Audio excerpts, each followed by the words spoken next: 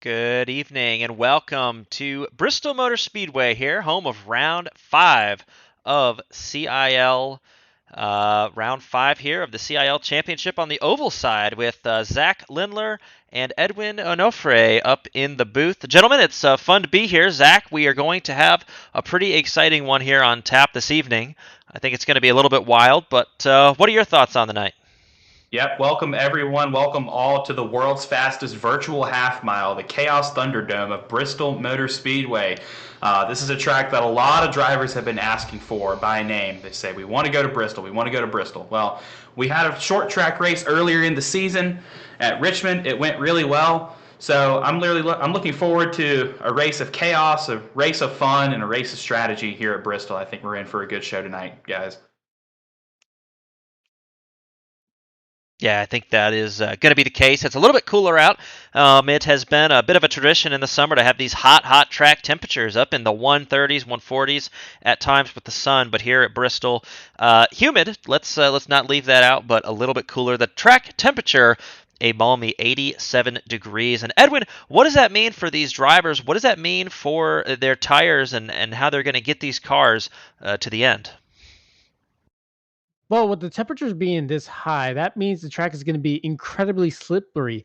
And that means that these drivers are going to have to find a way to find a lane to where they can get enough grip and rotate the car because it's a short track. There's going to be a lot of people doing the same. And considering that they're going to go too wide into these corners, some of them may make mistakes on exit, being very loose and all that stuff. And the others will possibly wreck each other out because they're so narrow into these corners. But I'm excited to see what kind of disaster we're being upon tonight. Not saying that I want to see wrecks, but I want to see how close they can get without wrecking each other. Well, I think we're going to be able to see just how close these drivers can get to one another. It's always tricky. Anytime we come to these short tracks and Bristol up on the schedule, it's really fast. That's the difference. Martinsville gives drivers an opportunity to have some thoughts throughout the corner, but Bristol, man, as soon as you hit the middle of the corner, it's time to exit, and that gets even harder as you have one or two cars. You can see right there, a couple drivers just in practice, nothing special, trying to negotiate both their ways into the corner. And so that's going to be the trick, I think, Zach, as these drivers go and negotiate 100 laps here tonight. They're going to have to use their minds and their cars as well. Yeah, Bristol's a very tricky track, but it's one of my favorites for that reason. That every corner presents a unique opportunity. The biggest thing to watch out for with this track is the wall through the center of the corner, right there at the middle of the apex. On entry, especially on warmer tires and this slick concrete surface, your car likes to wash up a little bit, so you can tag that outside wall pretty easily, and that just destroys any chance of having a good exit onto the corner. And you're probably going to lose a couple of positions, but not only are you racing the track, you got to worry about all the other people around you. Bristol is fast, it's short, it's narrow. You're going to be inches off of the guy to your left and right, and you got to think about what they're doing, where are they going. It's a lot of different things to think about when you're racing here, and that's what makes for a really fun race. It is, and I think that it's going to be something that we see passes and a little bit of racecraft. Any racecraft that we see is probably going to be set up laps in advance, corners in advance, and drivers who are trying to build tendencies. And then you break those tendencies to complete the pass on your rival. That's something that these drivers are smart and gonna figure out throughout the night. And I think it's gonna have to be that way with not a super wide track, probably two lanes in the corners, the racing line. Some like to be right along the bottom, but a lot of drivers like to come up, and then right there you can see that 92 machine kind of come off the corner and hold just about the whole way up. And so with practice complete, as you see there on your monitor, and maybe a little bit of love tap between friendly competitors, these drivers able to figure out just how they're going to get around these corners and the racing lines that they want to take. But Edwin, as we go qualifying, these drivers have 3 laps to put down their best time. And what's your strategy? Are you going right out? Are you waiting until the end? It's a mix, honestly.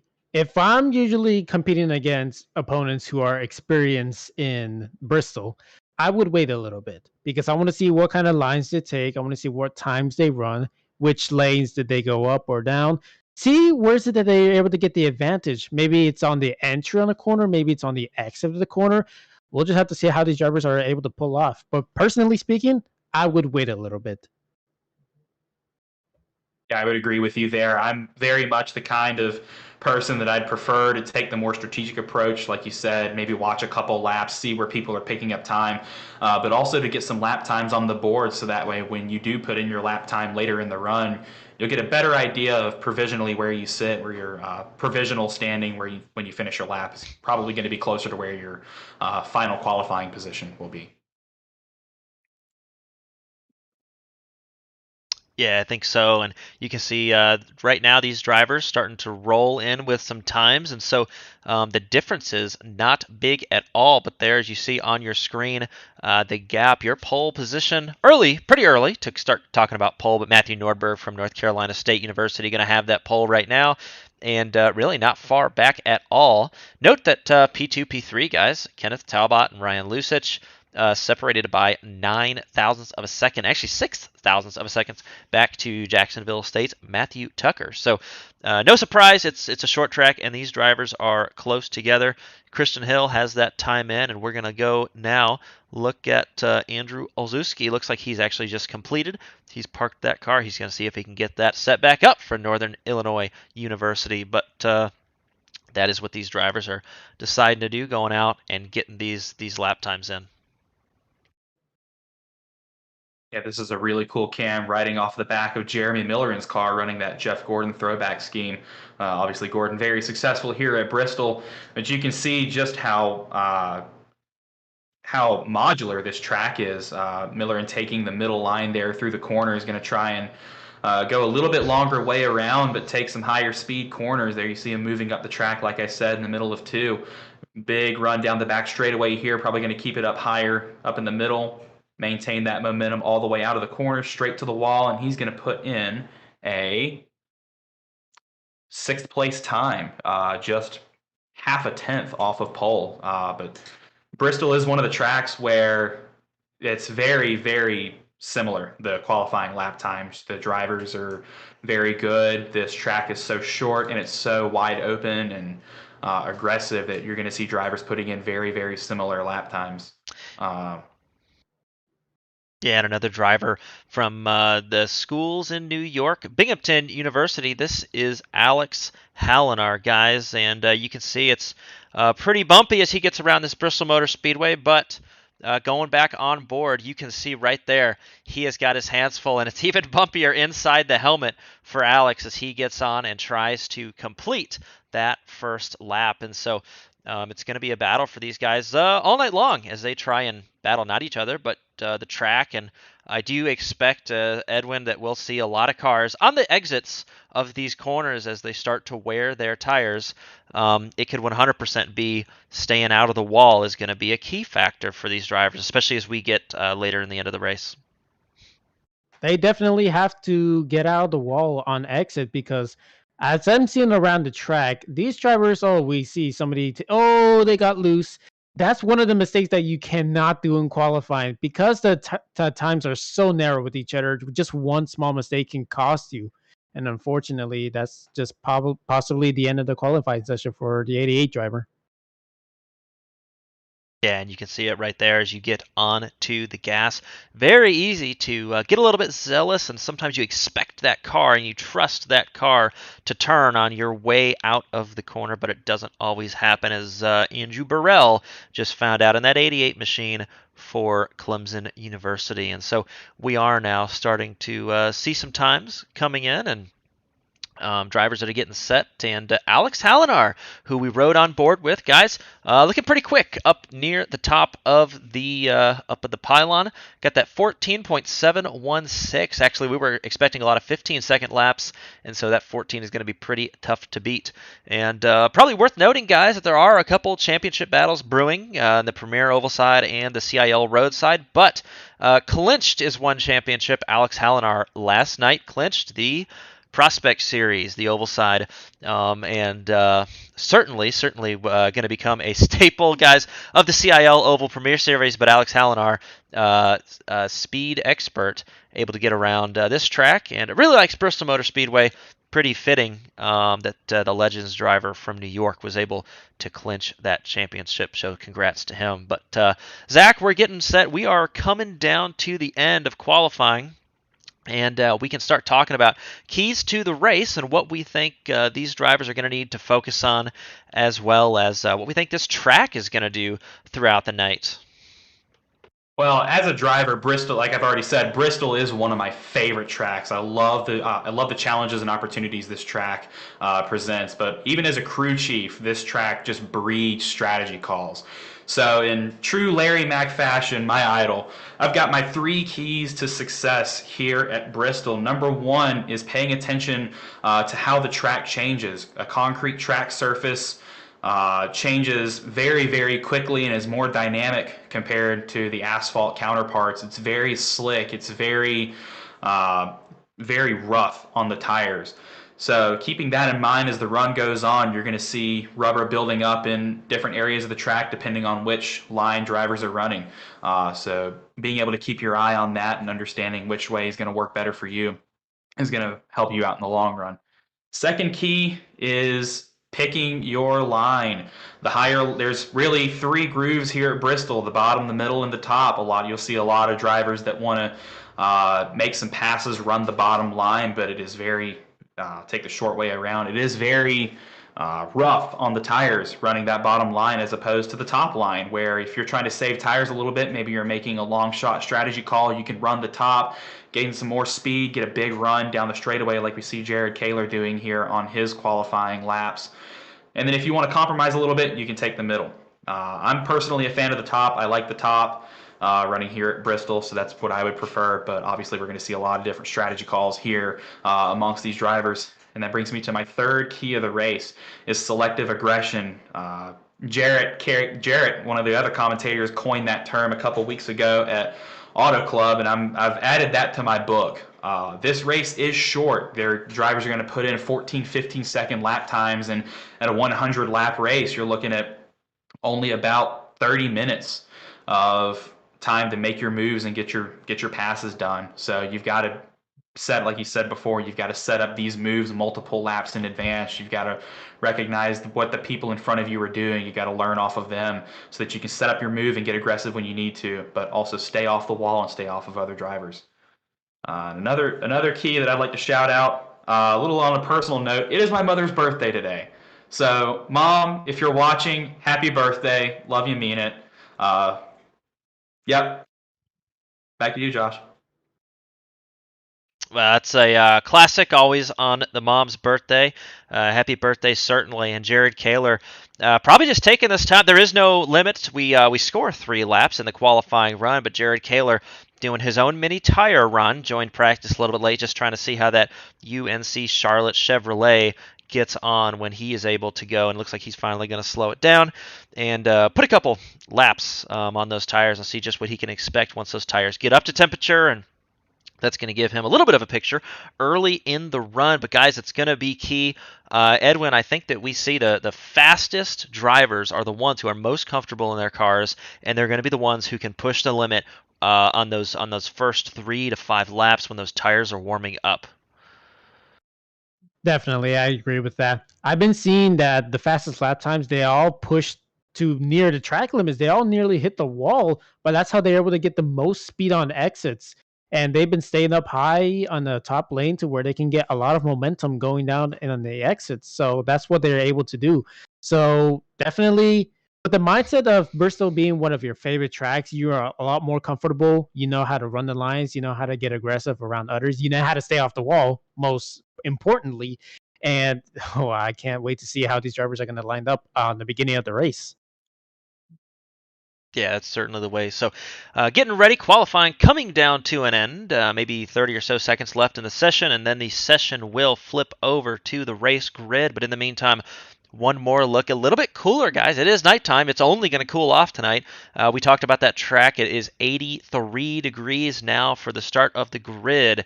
And without further ado, we have it. Alex Hallinar and Binghamton University, New York. That's going to be your pole sitter with that 57 machine. Fast time, 14.716. That's going to be your pole position. Ryan Fenty from St. Joseph's in New York with second position. Jared Kaler from UNC Charlotte will roll off third place, and the Wolfpack will roll off with Matthew Nordberg in fourth position. Fifth place is going to be Kenneth Talbot from Alabama at Huntsville, and the University of North Texas's Ryan Lusich going to be P6. Seventh position going to go to Matthew Tucker from Jacksonville State, and Purdue finds itself alongside Jeremy Millerin in eighth position. St. Clair College, couple of entries tonight. Tyler Stone being the first in P9 and P10. Andrew Olszewski from Northern Illinois University. Andrew Williams from Clemson University and Ricky Paz from Valparaiso University are going to round out your top 12. 13th position is going to be Robert Morris's University's Alexander Gagnon. And Nick Stockner is going to be there in Clemson University's 14th position. 15th going to be Christian Hill from Mount St. Mary's University. And Jordan Rickey from Alabama at Huntsville. That's a school we're going to call out several times this evening, I assume, guys. Hagen Johnson from Clemson University going to be P17. Nick Malosh in his second start here in the Premier Series for St. Clair College. Andrew Burrell rolling off 19th for Clemson University. Indiana's Colin Culpa surely going to look pretty good in that spec-mapped Indiana machine. The Hoosier rolling off in 20th position tonight. St. Clair College's Alex Hogarth going to roll out, and Esteban Munoz going to be 22nd as he tries to chase Jared Kaler with championship implications tonight. Has tonight and next weekend, 2 weeks from now at Homestead to get the job done. But Tennessee's Ethan Head is going to roll off for UTK Esports in 23rd position, and Robbie Vrabel Jr. for St. Clair College, guys, going to have that 24th position. Also from St. Clair College, Athena Leclerc in P25, and Jeff Pete from the University of Minnesota, 26. Going to finish it up is going to be Nathan Brungett, spotter Joe Lynchburg in the headset, Joe Hutzler on P27 for the University of Lynchburg. And these drivers are getting ready to go, gentlemen. So we are rolling up to the line. Going to be 2 pace laps around this smaller speedway here. But it is certainly going to be a big one. And you can see just so far back as all these cars, we've not had this many cars on Bristol Motor Speedway just yet. And so these drivers are going to have a lot to figure out, guys. All right, I think it's that time. It's time to make the picks, boys. Who's going to win today? I'm going with the low-hanging fruit, our championship leader, Jared Kaler. He's done nothing but prove how incredible of a race car driver he is this season and in past seasons. We saw him putting in those extra laps of work there at the end. I think he's going to take it home P1 today. I'm taking my UNT teammate, Ryan Lusich. Mean Green Racing is going to go fast tonight, but if I had personally had to pick with the other drivers, I may have to go for the underdogs who are starting way further back because I want to see how they're going to be able to race to the front. And these drivers going to take off now. A little bit of a wheel spin for the 57 machine. Didn't have that on my bingo card, but Ryan Fenty and St. Joe's University going to jump out to a lead. He's got his choice of line. Going to have to slide into second place there, the 57 machine. So not sure if that was on part of the plan for Binghamton, but no matter. Jared Kaler a little bit loose off the corner, and Zach, these drivers are already hard at it. First stretch, 81 in the wall. May have had some help. And it looks like big issues, and the pace car is out for these drivers there on the front. But that did not take a little bit. We said there's going to be a lot of cars and a little bit of space here tonight, and looks like we're going to find out just what that means. That is very unfortunate for a caution that happened in the very first early laps. It almost seems like these drivers just want to gain position on the very first lap. Yeah, we go back to what I said a little earlier about the selective aggression. Obviously, the restarts, you're going to want to be aggressive. You're going to want to gain all those positions that you can as a driver. That's a huge morale boost whenever you pass a couple people, have a good restart. But you have to be selective with that aggression. And selective is the key word there. This is a long race. It's 100 laps where 4 laps in, we completed 2 laps under green so far. Still a lot of racing left. You've got to figure out when you want to make those moves.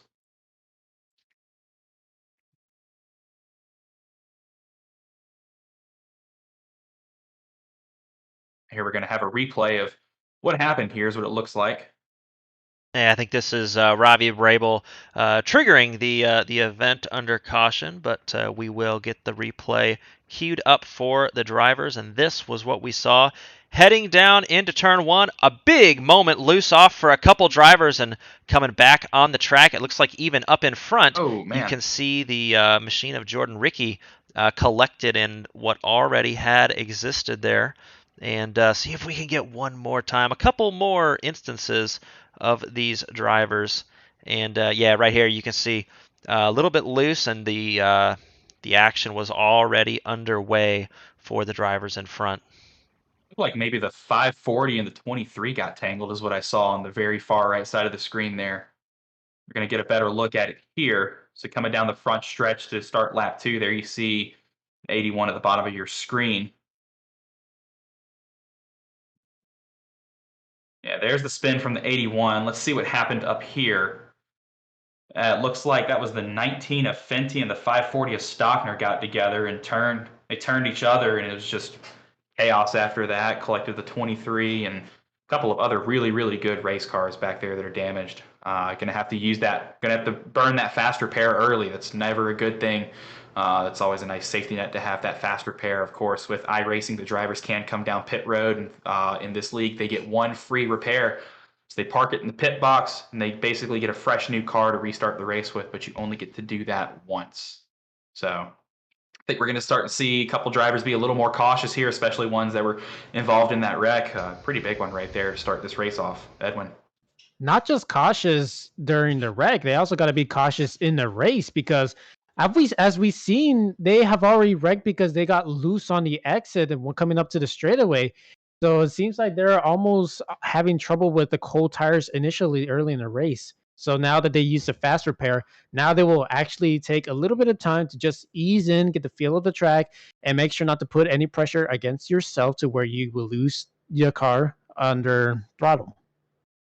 And especially with concrete tracks and these next gen cars, they just take forever to get heat in the tires. The banking here at Bristol drops off very, very quickly going off the corner, so it's very easy to get the car loose on exit. And we've seen that a couple times with drivers snapping loose as we're getting ready to restart here in lap 8. Green flag back in the air. Here we go. Ryan Fenty gets a great start. Alex Hallenard gets a better restart that time, staying up high. Nordberg behind. Jared Kaler taking the underside under Matt Nordberg there. Nordberg's going to get the better run coming out of the corner, still side by side going into turn 3. Great battles for the lead here already.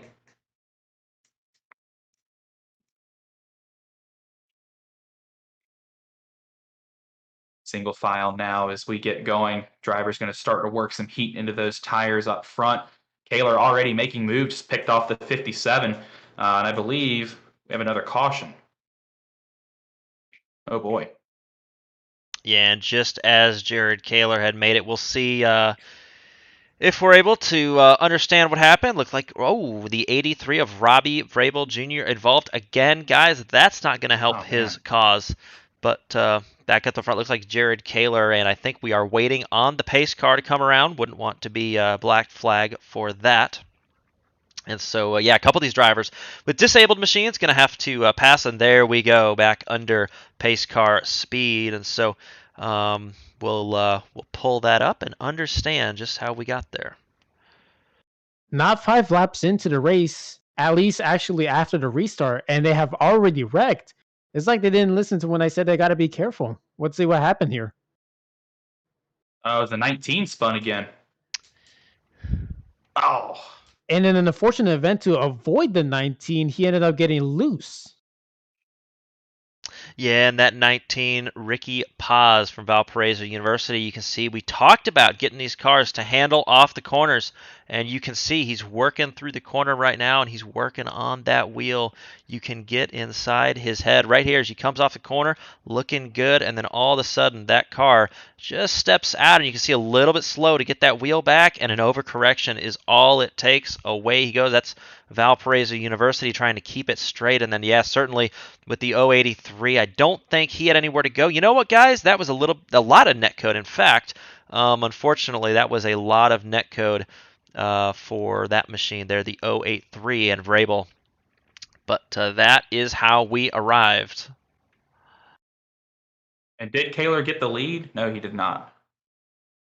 He was looking at it though. He was hard charging, but yeah, these next gen cars, they have a lot more horsepower than their Gen 6 counterparts, and that's something that you got to really be mindful of, especially at short tracks when you're trying to put the power down and you put a little too much power down and you wind up spinning the tires, and with the combination of the slick concrete and the banking dropping off quickly, you can lose control of the car very quickly.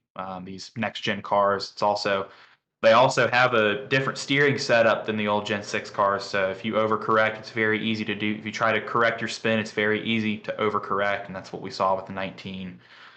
There's overcorrected into the wall. They do differently. It's a little bit different with the steering feel, as well as the feedback that the drivers get. And so certainly with these next gen cars, drivers having to figure out just how to adapt to that new situation. But tell you what, who's enjoying this so far is going to be your leader, Ryan Fenty from St. Joe's University, and he is looking out in front and just seeing a sea of green in his rear view. He is definitely leading under pace less, which means there's less pressure trying to stay on the lead on green laps.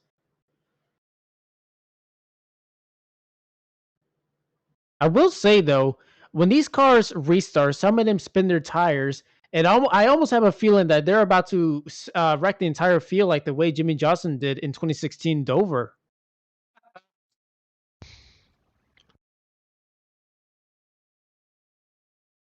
That's very possible. These drivers getting lined up side by side. It is time for one more restart. The pace car going to dive off to the inside, and you can see there, no time wasted for St. Joseph's University out to the front. And that 26 machine going to do all he can to get down there. He's going to get turned around that corner. The 57 going to finish up. Slide job complete. That'll be P2 for Alex Hallinar, and Jared Kaler actually going to swing Kaler, that back and forth. So excellent battle from those two as they go side by side, corner for corner. That was a great move by Kaler there, getting aggressive on the restart, sliding up under the 57. 57 trying to complete the slide job there, but the 58 of Kaler, very, very good at racecraft, one of the best in the league, and it's why he's on top of the standings. Recognizing that move and taking advantage of the shift in momentum from the 57 to get around. And it looks like the 58 is going to try and make the bottom work for the lead. He's going to clear the 26 off of turn 4, but the 26 ain't going to go so easy. Going to come back up to the bottom, side by side with the 58, down the back straightaway. 58 is going to get the better run off of the back stretch, and he is gone. He is. That's Jared Kaler up to the point for now. The UNC Charlotte team to the point. You can see on your board as we get down to just about 20 laps, and you can see the absolute Hornet's Nest guys back in the pack. You can see all the schools. You can see the Indiana Hoosier machine right there. St. Clair College has a 61 of Athena Leclerc trying to make that topside work. Pretty aggressive on the diamond of the corner right there. And now going to go to work on that Hoosier machine. A little bit of a tap.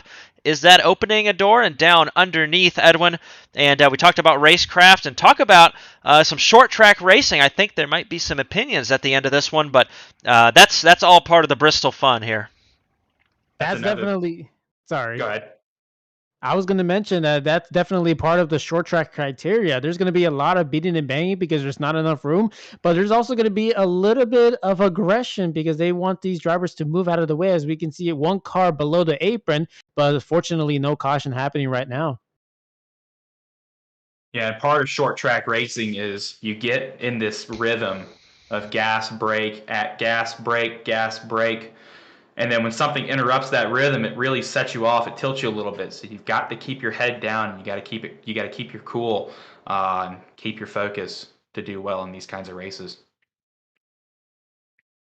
Yeah, we do. And I tell you what, we had the camera in the right spot at the right time. The 61 machine passing 3 cars on that couple of last laps that you just saw.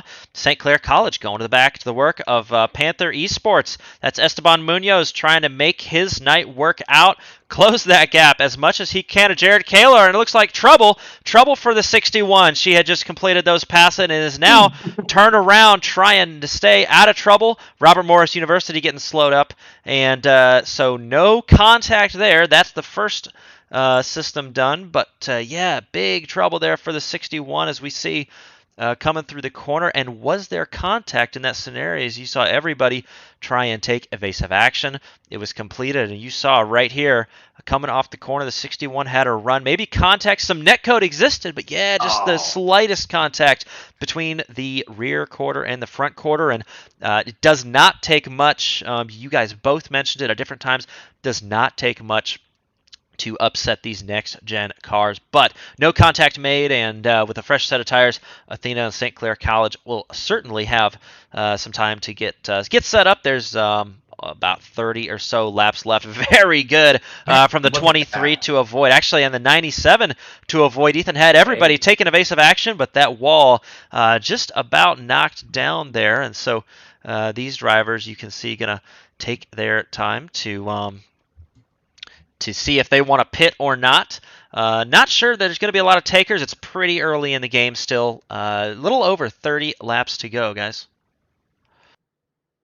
And I can only imagine what was going through the head of the 540 of Stockner there with the 61 spinning up in front of him. That's the most terrifying thing on a short track, is having a car spin in front of you like that. And also, little bit of a Code Brown moment there for the 23, the 97, and the 8s, making that bottleneck squeeze between Leclerc and the wall there. But also, big props to Leclerc for doing the right thing there. She held the brake on the corner. She became a predictable target. That just goes to show you how good she is and how good racecraft she has coming from that St. Clair iRacing Academy.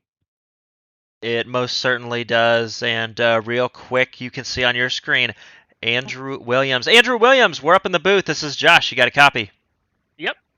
Yes, sir. So we are watching you. Just a touch of wall maybe on that, but clean for the most part. What's your thoughts on the first 30 laps here at Bristol?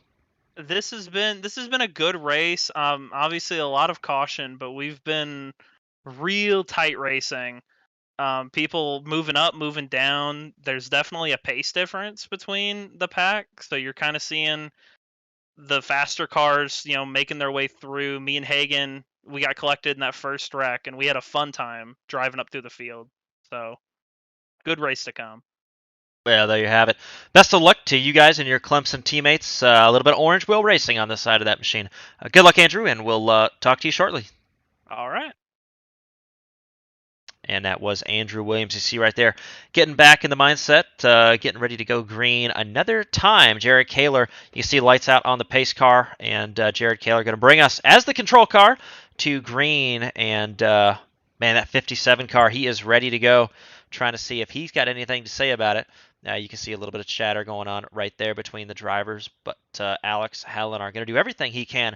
I'll tell you who I also see back there, guys, that 777 machine from Jacksonville State University. That is your driver, Matthew Tucker, who is putting on a pretty good show up to this point, up in 4th position. So, Zach, we are coming to the line. Pace car off. Here we go. Green flag back in the air, coming to you from Bristol Motor Speedway. We're about 30 laps into this race. That was lap 32. There you see Kaler working the bottom under Alex Hallinar there on top. Hallinar going to get a really good run down the back straightaway here. Maybe a little bump to the 58, give him a momentum boost into the corner, try to upset him a little bit and get around, but it looks like the 58's got too much momentum there. The 57 now coming under attack from the 777 of Matt Tucker, the alumni. Running his own race right now in the alumni division. Right behind him, that's Trey Talbot, the 55. Haven't heard much from him all race, but it looks like he's about to start knocking on the door of the lead here, challenging for the lead. Behind him, Ryan Lusich, putting in a really good result as well. Esteban Munoz for FIU has worked his way inside the top 10, going to try and work his way up to the front position, try and challenge Kaler, our two front runners for the championship. So A lot of racing yet to go. A lot of really good action we're seeing on track. As there you see the 9 on up high over Andrew Olszewski in the 118. Going to be a good battle unfolding right here for the P6 position. The 9 gets a good run off the corner right there, but the 118 is going to respond. Looks like the 9 got a little high, maybe even tagged the wall. Kissed it just a little bit. It's going to let the 118 get to his bumper here. Both cars running the high line, going to try and make a race out of this. 118 got a really nice run right there off the corner, and this battle is going to let the 540 and the 23, two Clemson machines of Nick Stockner and Drew Williams, who we just talked to, come back into the mix here. So already you can see two very distinctive packs forming around the track, and Drew just mentioned that, how there were big pace differences. 118 going to get to the corner there of the 9. Side by side, really good battle here going into turn 3. 540 just sent it up the inside, made contact with the 118. We're going to see what the we're going to see what Olszewski thinks about that in a couple laps here. But there you see Nick Stockner in the 540 on a march up to the front as well.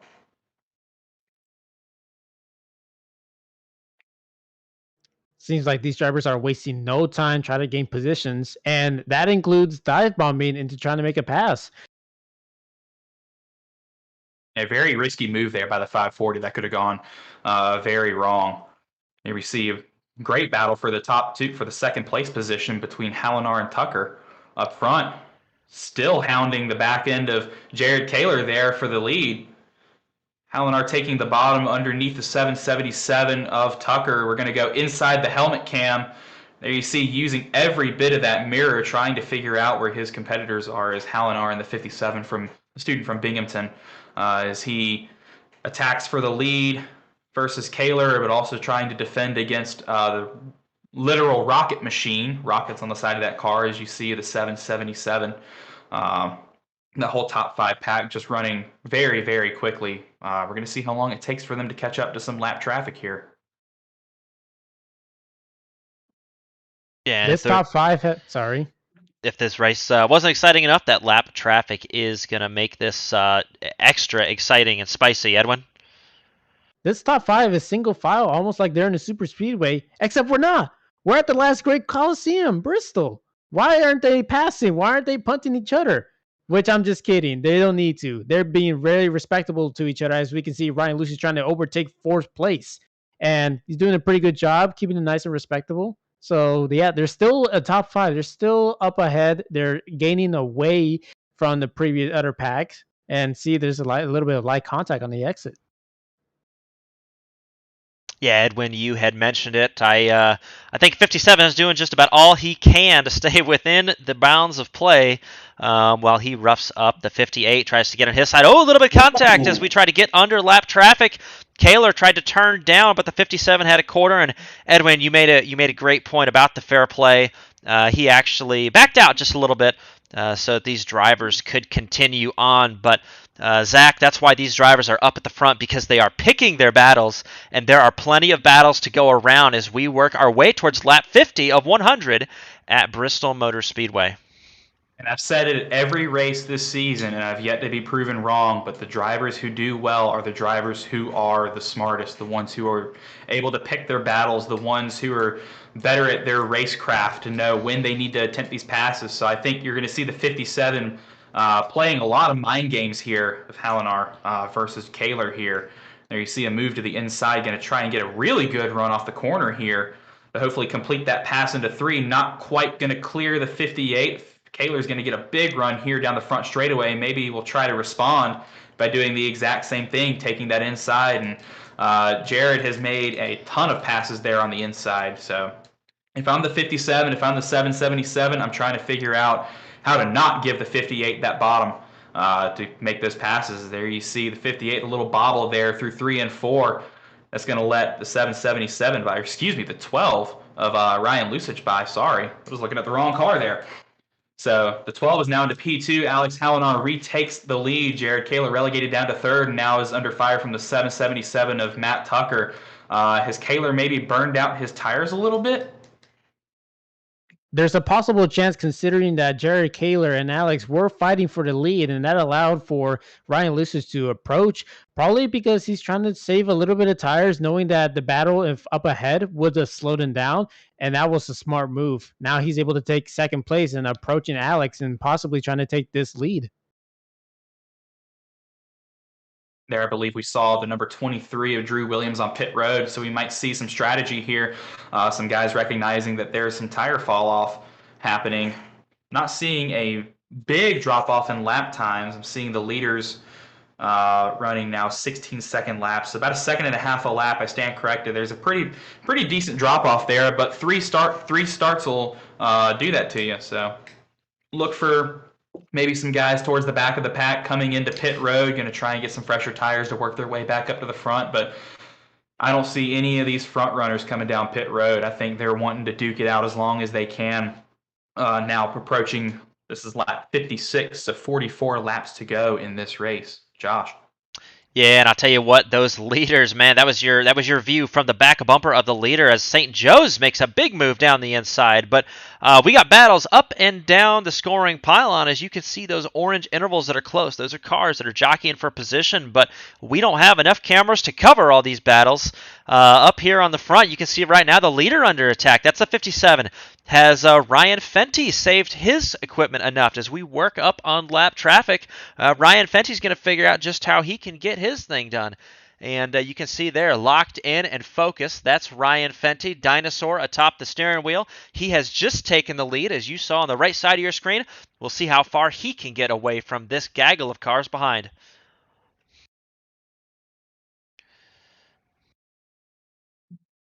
And there you see the focus in his eyes, not even blinking as he tries to navigate this track. This track requires and demands attention every single corner, perfect precision, inch precision focus as he's attacking for the lead.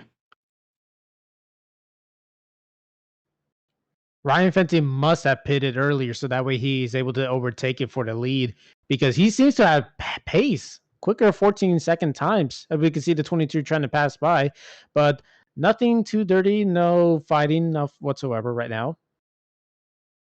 And we saw the 23 come down pit road a couple laps earlier, and look at how he just gapped the leaders driving by him like they were sitting still. So looks like a little bit of strategy on play. The 23 on a march around the pack, or march around the track, and try and see how many positions he can make up before the end of this race. Yeah, and you had mentioned right there that lap 52, Andrew Williams came in. That information was probably communicated to Hagen Johnson, running 21st right now. Came in on lap 58. So these teams trying to work out their strategy, and that's totally enough time, guys. Going a couple laps down, and then being a second or so faster if you decide that, hey, this thing might go green and I want my new tires, picking up that second, if you assume that second gap stays the same. A little bit of a traffic jam right there from Matthew Nordberg and Nick Stockner. Nick Stockner trying to run away, guys. He is locked in this battle right now. You can see right there, he is running, and there is your caution. Yellow is out. Ooh. Nick Stockner breathing perhaps a sigh of relief, as you can see the 76, and it looks like Ryan Lucic around. That was one who was up front, so let's go and see what brought out this caution. But yeah, that's going to be big news for Ryan Lucic and the University of North Texas in this battle. You can see lap traffic right there. Great shot from the blimp. Zach, as these drivers are going through the 7, the 58 together. I do see that the 58, maybe a little bit of contact and a big checkup there from the 7 machine. But as these drivers come out of the corner, looks like just a little bit of pinball between those, and actually 2 St. Clair College machines. And it looks like Trey Talbot in the 55 a little bit slow to get to the brakes on that one as he tried to get his way through. But I don't think anything was going on there. Really tough situation for those guys to manage. Well, Dan Banner, the team principal for St. Clair, is not going to be happy with that friendly fire. But it looks like the 20 got off the corner and got just a little bit loose and checked up back down into the cars under him, into Lucic in the 12. Actually got a little piece of the wall there off the corner. 55 might have made it through all right, but those St. Clair College cars and the 12 have sustained damage. And you can see right there, we talked about getting in that wall. The 20 just coming off the wall a little bit. You don't have to bounce far, but yeah, certainly comes over into the 12's lane, and that creates the effect, and on we go. Nothing else to say about that one, guys. So very unfortunate there, and Trey Talbot actually making it through with that car loosely intact. But I'll tell you what, as we go live, you can see just about everybody on pit road, All the leaders. all over, and the leaders, everybody who has not come. So going to be an advantage. And guess who's got track position, Edwin? It's those who have just pitted. They're definitely going to get an advantage on this restart. They're going to warm up the tires a little bit, so you'll see them kind of struggle on exit or entry, but they're able to get away from the lead once the tires are warmed up. And let's see if we're going to be able to have a similar battle from the top 5 once the restarts is over. Didn't see a lot of cars stay out there. I believe that's who is that up in the lead? I can't quite see that number. Looks like the leader right now It's a scored as 98. Ryan Fenty, but the 98 of Nick Maloche on your screen, that's going to be your scored leader. And you can see there as they are on the scoring pylon. Looks like that 98, unless that 98 is a wave around machine that you can see on your screen there. And Nick Maloche, indeed, the 15th position right now. He will be on the tail end of the lead lap, so he will receive a wave around once these cars are filed on through. Only 2 cars that didn't pit there. That looks like the 7 of Johnson, the 23 of Williams. So some Clemson team orders here. Looks like they're going to take the wave around as well, which will cycle Fenty, Hallinar, and crew back up to the front. I got excited there. I thought we were about to see a tire battle.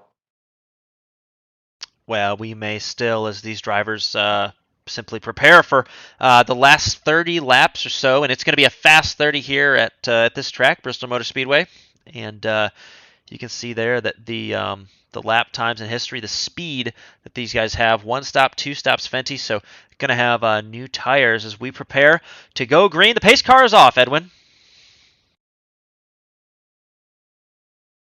A nice clean restart happening right now. Ryan Fenty's able to get away from the lead. Other cars right behind, 2 wide. They're going to try to pass each other for the lead. As we can see, we see Jared Kaler nicely doing a great job passing by. The 57's approaching right behind the 26.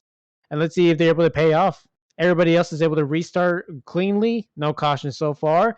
But these battles, it's far from over. Ooh, it looks. I think I saw the 777 having to make an evasive maneuver there. Looks like a car up on the outside there got loose and he had to come back down. He's almost got his nose crushed there, but I think that's the 118 of Olszewski. But a great battle for the lead right now as we go back up front. Look, here comes Robbie Vrabel Jr. Challenging for the lead. That's second place, excuse me. Robbie Vrabel Jr. obviously winning last week or 2 weeks ago at Fontana. Very good, very excellent race driver. Maybe he'll be able to make his way up to the front there as he's still going side by side with the 58 of Kaler. Going to take the bottom here. Kaler, obviously, his preferred line is the bottom, so maybe a little irk that he's not getting his preferred line. Big run there, very late breaking into the corner to try and take the 26, and it looks like we have another caution. That is, so we just bunched them all up, and we know that cautions breed cautions sometimes. Looks like Tyler Stone from St. Clair College showing up, and we'll see how they get along here in that 33 machine. Yeah, and not quite sure. Just a little bit loose off, a little bit of overcorrection, guys. We saw that. Oh, and UTK Esports, that's going to be the University of Tennessee. The volunteer Ethan Head contacted there, and really, that is so hard to react so quickly, guys. Right when you are going through that area, and you can ride on board here on with Ethan. You can see really just going through the corner, and it happens at speed pretty quickly right here. Nothing to do, and your eyes are seeing you right there as you go through. Again, just super difficult to make that work out, and to see how that goes.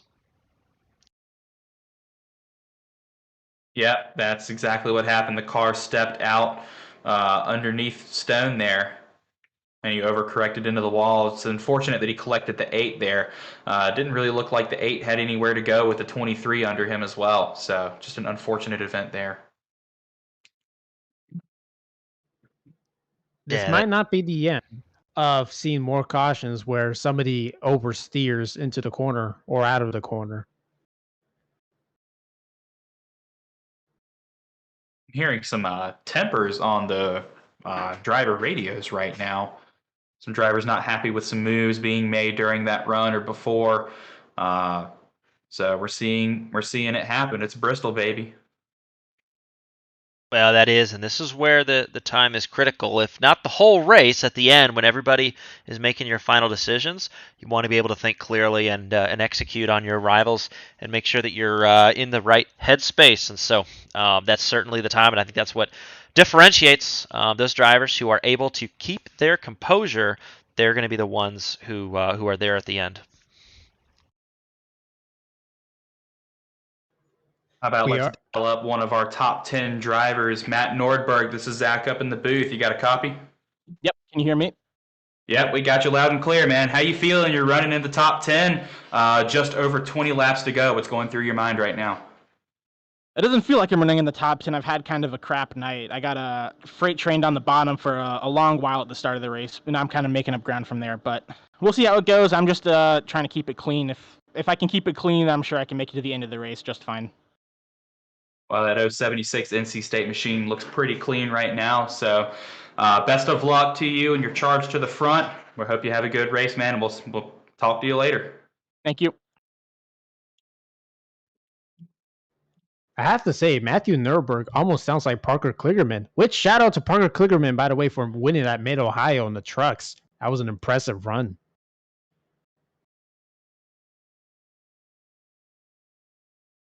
Yeah, and the lights out on the pace car. So, Zach, we're going to come up to green, and your top five right now: Fenty, Kaler, Halinar, Vrabel, Munoz. Munoz in sixth position. So Trey Talbot going to be right there. But those drivers are ready to go when we go 20 to go when that pace car pulls off. Zach? Pace car is off.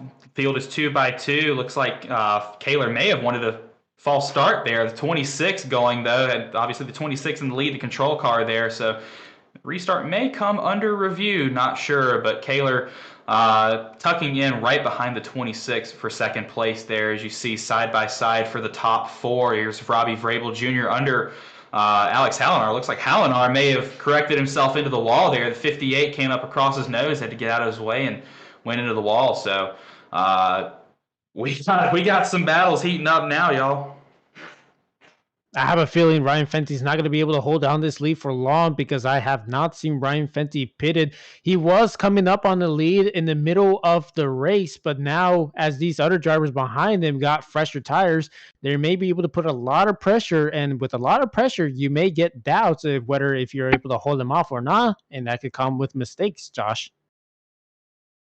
Yeah, certainly, and this is the time that Ryan Fenty has to execute. We know that he has the ability to go through. I think Fenty's biggest storyline this season has been Wi-Fi, computers, all the mechanical and electrical elements, but right now he's got a gap as we follow the race for second position. Fenty loves this right now. These two cars battling away, the 57 and the 58, these two trying to get the second position on track.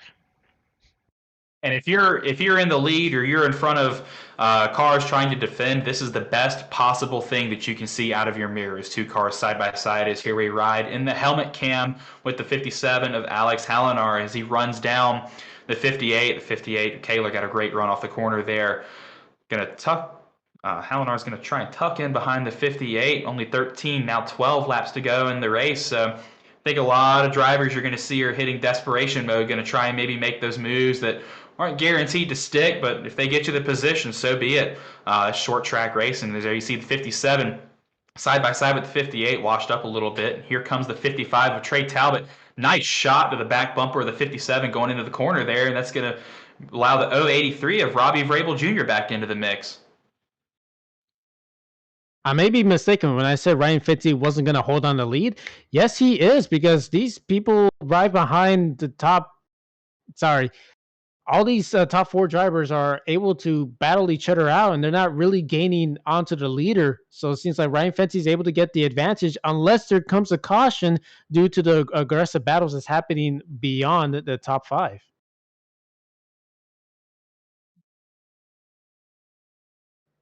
Here you're riding on board with Trey Talbot. I call this the rocket cam. It looks like you're looking off the nose of side of a rocket ship there, side by side. Maybe a little bit of fender bump there from the 083 of Robbie Vrabel Jr. Very tight battle back there for the 4th position. It is, and I tell you what, there's just a little bit of nose between these cars at the moment, and so we can look at the other parts of the field. Athena Leclerc, we saw in trouble, but moved very well back up to 7th position. Going to try and fend off the Hoosier, the hard-charging Indiana Colin Copa in that Ford Mustang as she tries to go to work on Panther Esports and work underneath, but it looks like under fire now. Colin has to hold off Nick Stockner in that orange-wheeled 540 machine, and then Matthew Nordberg is going to try and work. So, guys, we have seen that this is so tricky to get right, and you can see on board the focus from the 540 machine. Zach? Yeah, this battle for the 2nd position between Hallinar and Kaler is heating up again. Hallinar just got by the 58 now with about 3 laps remaining in the race. They just hit lap 90, or excuse me, 5 laps remaining in the race, and it looks like we have a caution.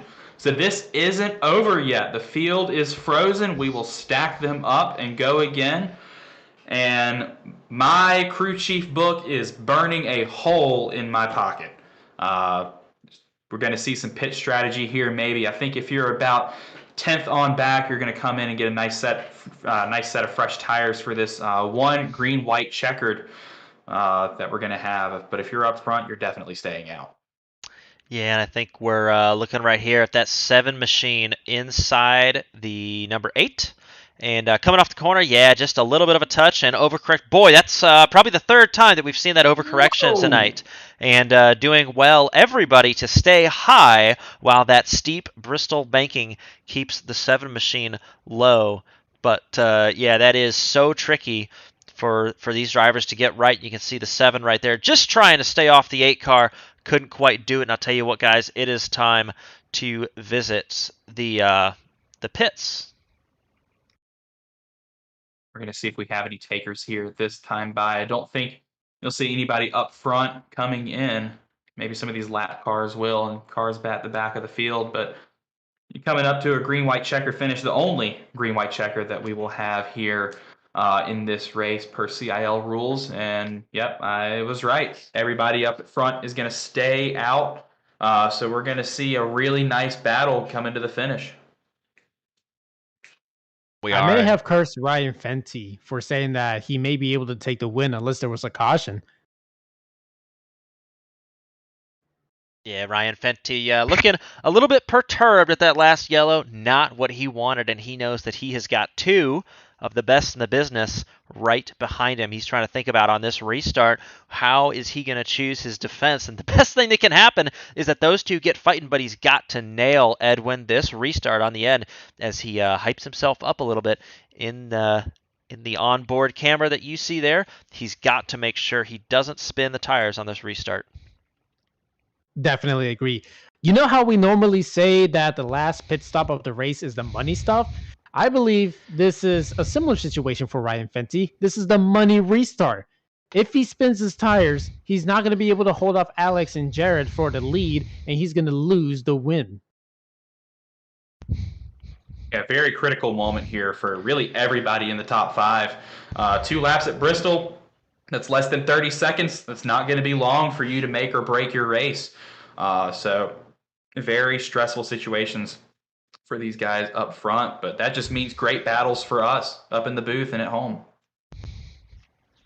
That is, and Zach, I can go either way with 30 seconds is about the time they're going to have to figure it out. And man, if you told me I had 8 corners to get it figured out, that's a lot of corners if I am Ryan Fenty and I have to hold everybody back for that amount of time. So, Edwin, as we're going forward, your thoughts on this?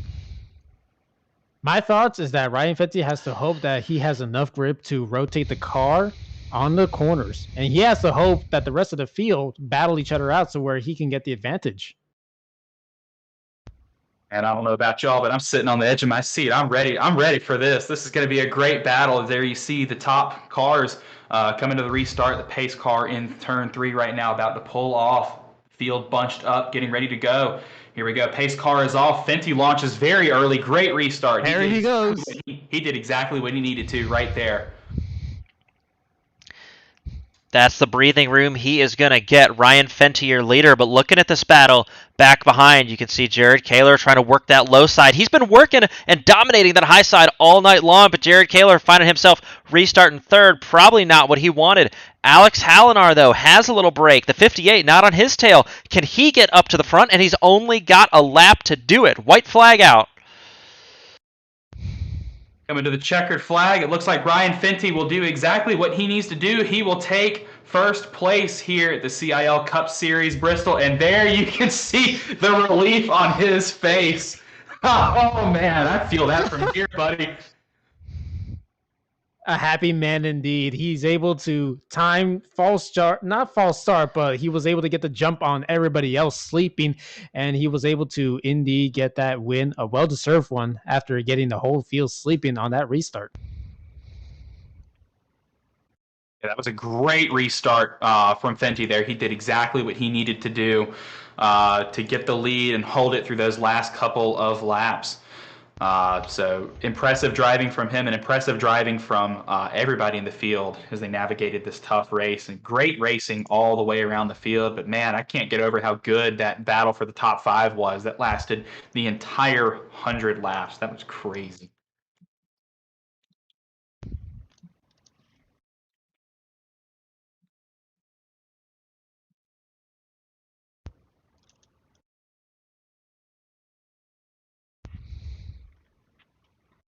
Yeah, absolutely fantastic run from those drivers, able to get the job done. And chat, pretty excited to see that Ryan Fenty win. You can see right there he is burning it down, and I think he has deserved that right there. You can see he is ready to go. And so the grid forthcoming, but I'll tell you what, Alex Hallinar finished second in this one, and we can go and speak with him.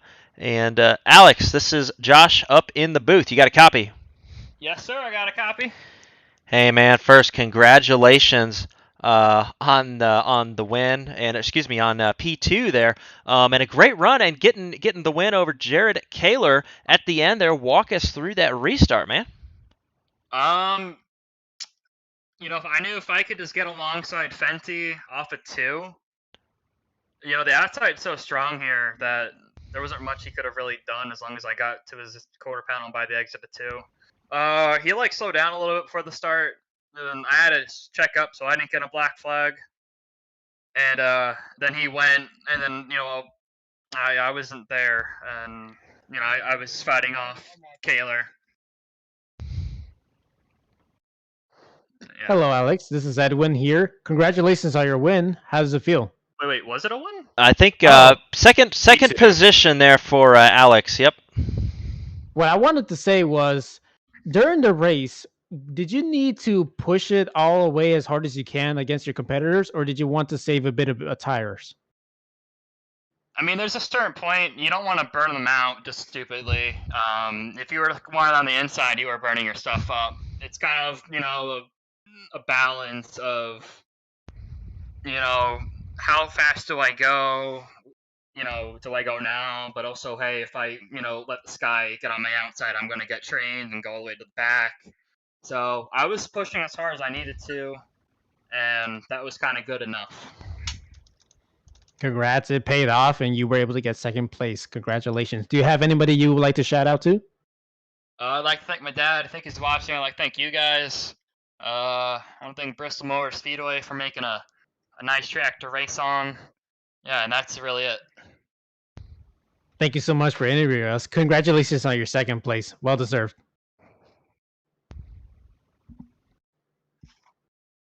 And that was Alex Hallinar from the New York University Binghamton campus. Really, really strong run and able to get it done over Jared Kaler and fight off. But I'll tell you what, Edwin, the winner of tonight is Ryan Fenty. In fact, he's just escaped again the booth and is looking to get that microphone working. And so let's talk to third place for a minute. That should be Trey Talbot if he is available. but going through and trying to get everybody through is the tricky part for the production crew. So, Zach, walk us through. I mean, what would you do differently, or what would you do having learned from that restart if you're on the outside starting second? Well, those last minute restarts like that just get in your head, and I don't think anybody was expecting Fenty to take off that early. The best thing you can do is to just try and read the other driver, see when they're going off, and try to match that reaction time. But yeah, it was just a great move by Fenty to take off that early, and it gave him the win. It was, and with us now, Ryan Fenty. Ryan, congrats on the win. That was well earned. We saw how relieved you were there at the end, being able to to be complete there with that race win. How's it feel, and how'd you do it? Man, it feels so great. Second win, my only other win. I guess you could technically call it a fluke win because the guys in front of me wrecked, but this one really feels like I worked hard for it. I made my way through the field on new tires and almost crashed like 3 times, taking people 3 wide when I shouldn't have. It was fun. I'm really happy with it. Well, Ryan, congratulations on the win, dude. You really put on a clinic there. What was going through your head on going to that last restart? We saw in your in-car camera that you were maybe sweating a little bit, a little nervous. So what was going through your head? Take us through that last restart. I had 2 things going through my head. Last night in the prospect race where I got passed in the last 20 lap run by the second and third and ended up myself finishing third. And also I noticed that Jared Kaler had really good restarts, especially into like turns 3 and 4 where he was able to just dive down to the bottom. So I made sure to cover that as best as possible. Well, congratulations again on a great win. We loved looking at that look of relief on your face. That was incredible. Great driving all the way around. Strategy worked out for you. Is there anybody that you'd like to shout out tonight? Shout out to you guys for putting this on. Shout out to all my friends. They're watching it right now. And, yesterday I got third. I said happy birthday to Michael. Well, whose birthday is it today? Well, happy birthday, Michael. You deserve it. That one's for you, bud. All righty, there you heard from Ryan Fenty. Congratulations again to him, and happy birthday to you as well, Michael. Really just clinical from him. The defending, the attack, all the way around. Great driving from Fenty. He's been a staple driver in both the Premier and Prospect Series for the past few seasons. And it looks like he's doing very, very well now. I'd have to agree. And going to bring home that third position is Trey Talbot from the University of Alabama at Huntsville. Trey, walk us through that whole race, and then what do you think about that green-white checkered? Well, I was just riding around trying to save tires, be conservative, and I didn't realize that it was the end of the race until it popped up and said green, white, checkered. I wasn't keeping track of that. It just seems to go by so fast at Bristol. Well, you mentioned saving tires was a part of your key strategy there. Do you feel like that helped you in the long runs? Did it help you pick a certain line? We saw where a lot of people were using that top line. Did that top line feel better throughout the run? Yeah, it stayed pretty consistent for me. I think I do like that middle line a little bit better. I was running that a little bit earlier, and it seemed to do really good. Well, Trey, congratulations on another podium finish. Is there anybody else that you'd like to shout out tonight? Yeah, I'd like to thank my buddy Matthew Tucker in that race. He did really good there, and Jordan is one of our new UAH Charger Motorsports members, and I got to thank all of the Charger Motorsports guys for making this team possible. All righty, congratulations on a big result again there, man. You take it easy. Thank you. And that was Trey Talbot, our third place finisher on the evening. Guys, final thoughts. A lot of carnage, as you see there on the screen, a lot of chaos, but most importantly, a lot of good racing. What are your final thoughts coming from this race? I think it was fun to get back to a short track and see the way that it races. It's a lot different than some of the other tracks we go to, especially Bristol, being a unique venue that it is. And I tell you what, I'm really happy to see Ryan Fenty get past the Wi-Fi issues and so on, and put that car in victory lane. He has deserved that this season and tonight for sure. Indeed, Bristol never disappoints when it comes to racing. Always going to be passes for the lead. Always going to be a lot of cautions because these drivers aren't going to be able to figure out this track. It's a fair play, honestly. It's one of those tracks where you can see so much happening in just a few seconds. There's going to be a lot of drivers touching the wall because they want to push it. There's going to be a few drivers trying to take it easy on their tires because they want to get a huge long run strategy going on. And that's the thing that I enjoy about Bristol. There's so many strategies.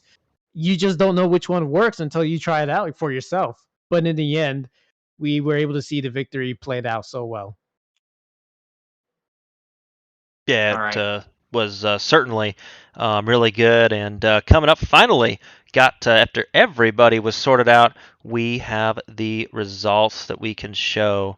And you can see here on your screen, it is your winner, Ryan Fenty from St. Joseph's, New York. Guys, awesome run from that driver, that team. Alex Hallinar going to bring it home again for New York Binghamton in second position.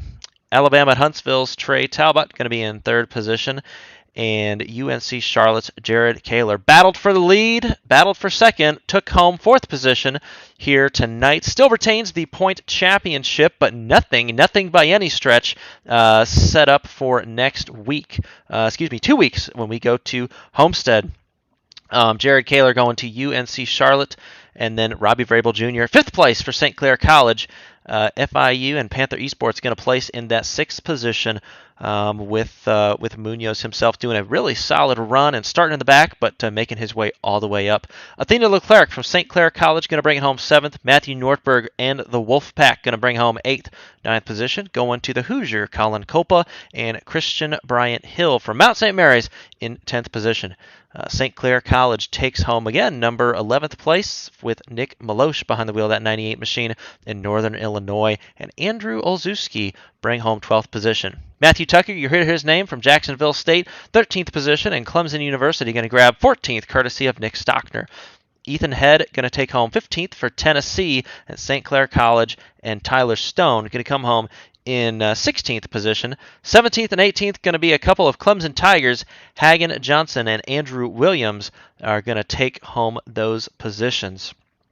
And that looks to be the finishing order. In fact, I do see Ryan Lusich going to be the 19th position from the University of North Texas, 20th position. Andrew Burrell, from Clemson University, going to be 19th. Alexander Gagnon from Robert Morris University, 20th position. That 21st position again, Ryan Lusich from North Texas. And then Jordan Rickey from University of Alabama at Huntsville is going to be in the 22nd position. 23rd position, Alexander Hogarth. Ricky Paz from Valparaiso University in 24th. Jeff Pete from Minnesota in 25th position. Nathan Brunget from University of Lynchburg in 26th. And Jeremy Millerin from Purdue University, the Boilermaker, 27th position. Guys, that is the final grid, and absolutely exciting as it was to be a part of this one. Proud to be here. Pretty exciting finish. Pretty exciting race overall. It was a little disastrous in the beginning of the first few laps, but it seems like as everybody got comfortable with the track, there was less cautions, there was more racing, there were more battles, and we were able to get a winner overall. But again, like I said before, Bristol never disappoints. Yeah, this track is one of my favorites for a reason, and it's because there's constantly great battles. It's such a great track to race at. It's a ton of fun. And we saw the results tonight resulted in great battles all around the track, all up and down the field. So that brings me to one of my favorite questions. Who is your driver of the day? Who impressed you the most? Josh. Well, I think that I'm gonna pick the low hanging fruit, Ryan Fenty. For me, I think packing it up and doing a great defensive job up front. I'm taking Alex Hallinar. He was able to get the lead for most of the race until that halfway point where it was kind of getting a little bit tough for him to handle the lead, but still was able to stay in second place, especially with dirty air, no doubt, and was able to hold off against Jared Kaler too, so that way he can get a substantial amount of points for the championship overall. I'm going to pick our 5th place finisher overall tonight, Robbie Vrabel Jr., who started 24th. So quite literally drove his way from the back to the front here. Not a very easy thing to do at Bristol in tight corners and really close racing. So a really great result for the St. Clair College team tonight through Robbie. Yeah, that's fantastic. And tune in this time next week. Guys, we have a couple PDFs to hand out. It's championship time. Week 6 on road coming up. 2 weeks from now, week 6 on the oval. And we are going to take the road series to Road Atlanta, gentlemen, to crown a championship in 7 days' time. Yeah, that's going to be a great battle. Really tight battle up at the top for the podium positions of both student and alumni there. So you don't want to miss that. It's a great course, great battles. Can't wait for that one. And from those of us here at CiL, we will see you next time at Road Atlanta. And thank you for tuning in.